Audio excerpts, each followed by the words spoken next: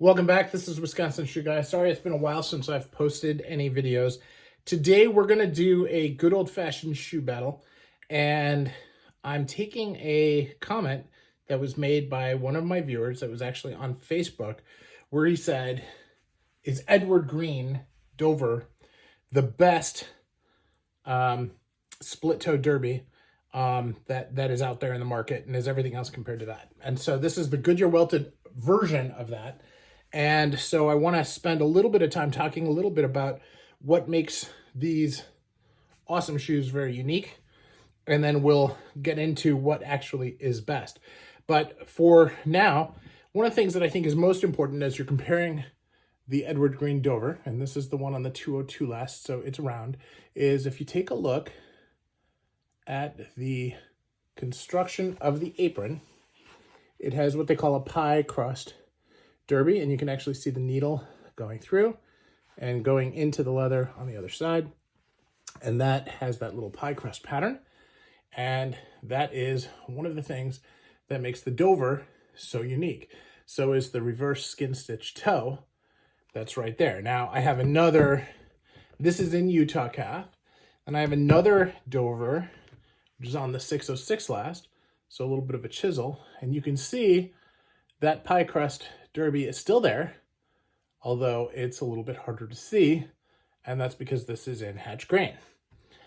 So if we look at all these others, these all have this pie crust derby, but the others don't.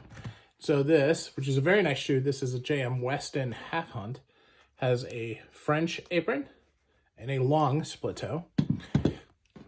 This is an Allen Edmonds Bradley, and that has a piping apron, and it's sewn with tension, so it has those little balls there.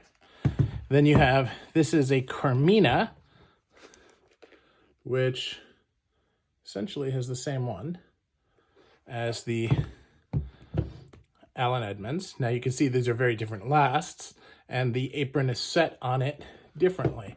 So here, I'll just bring these a little bit closer. You can see the toe on this one is shorter.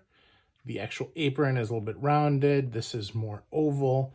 That has a condition to the look. Now this is one that's combining suede, and this is museum calf. Now this is actually an Oxford, so a little bit different. But see how that's stitched on top of the suede? So the suede is actually just stitched in from the top. That's a very, very different type. So what we're going to do for the purpose of comparison is we're going to pull all of these away that are not pie crust aprons, and we're just going to focus on those that are, because that seems like the best way to have a fair comparison. But now we're left with only a few shoes remaining, and I think that this is a good way of being able to really kind of look at it and see where it is. Now, one of these is not quite a pie crust apron, and the other one is actually pretty close. So let's take a look. This is a Crockett & Jones Balfour, and if you look at this, instead of having the pie crust, this just has a stitch here going underneath. See that? See the stitch going underneath, and the stitch going in from the top. But it's not going through the leather long ways, so it doesn't actually create the pie crust. So a little bit different. So we're going to take this one, and we're going to move it to the side as well. And then we have this, which is a beautiful split toe, or a skin stitch toe. The other one was more of a reverse. But this one is also the same type of stitching as the last. Now this is a Norman Villalta, and you can see not quite the same either. So now we're left with a very limited number of Goodyear wilted shoes that have this type of apron. So let's make sure we're talking about the same thing. This one, okay, it's harder to see. Also in hatch grain. but that is a pie crust. It is going through that way. And that is Gaziano and Girling Thorpe. Now it's a boot, but same basic construction. This is a Dover, this is Dover. And then we have this one. Now this is willow grain, so similar. But if you look carefully, you can see that is a pie crust apron. So now this is a Meerman. So what you have here is you have a good $200 shoe compared with some great $1,700 shoes. The Gaziano and Girling is a bit less, probably closer to $1,400. So big difference, obviously. But let's take a look and see what's different outside of just the upper. Because now the upper proportions are going to be different, and I covered this on a prior video.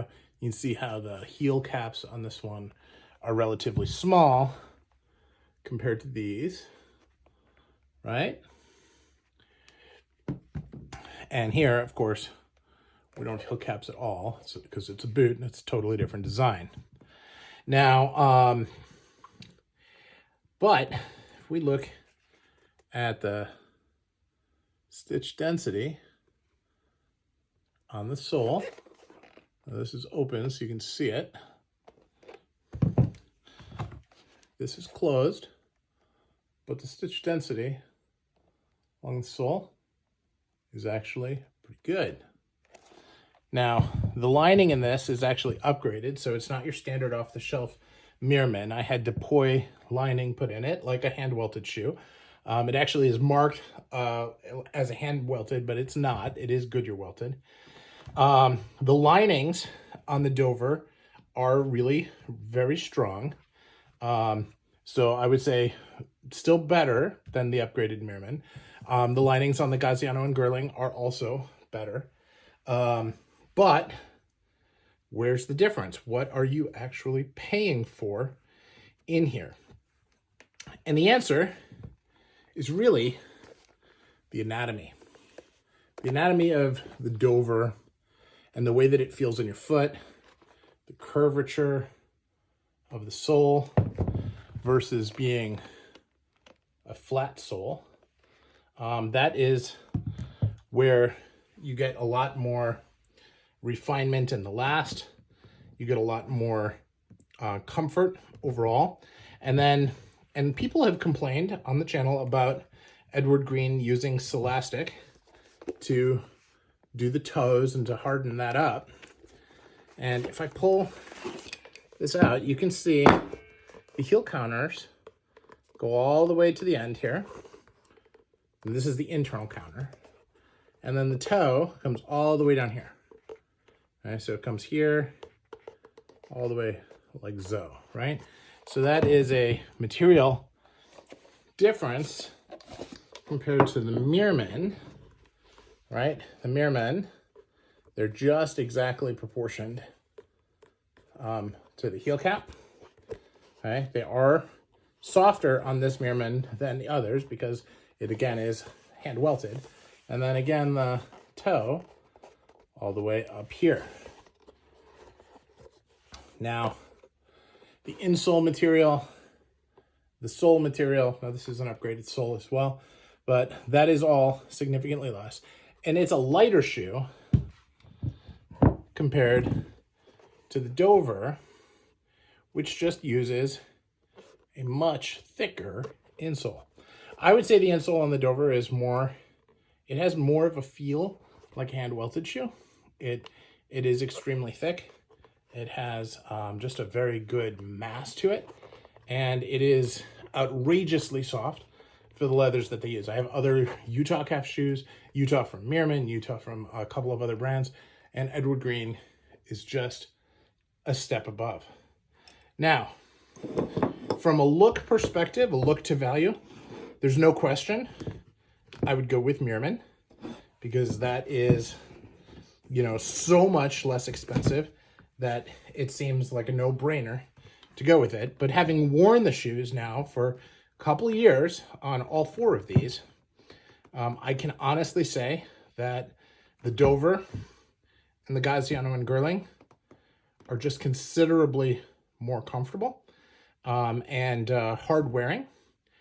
And keep in mind, I really love the Meerman. I do think that it's a great shoe and it's a great quality shoe. Now, the toe is a plain reverse. It's not skin stitched. That's much less complicated to do. It's not necessarily even straight. As you look at these, they have the clear mark of high quality. But again, at the end of the day, we wear our shoes on our feet, and that is kind of my take on it. It's all about the wear. I drive a BMW, and I know that if you look at a BMW compared to a Honda, the Honda can look pretty close to as good, but the driving experience in the BMW is just better. And I feel like it's the same for the Edward Green Dover and for the Gaziano and Girling. Now, I will say if I'm comparing these two, or the Dover versus the Gaziano and Girling, I don't find them materially different. I feel like the Gaziano and Girling is just as solid and just as well made a shoe. So my opinion, at the end of the day, you're buying these for the style, and the style on the Gaziano and Girling does give you a lot of flexibility. This is on the MH71 last, but you can get them on any last with their split-toed derbies and boots, and just like you can with the 606 versus the 202, and they're just very, very well-made shoes and boots. This is Wisconsin Shoe Guy. That's my take. Stay tuned for the hand-welted edition, which goes into even more depth.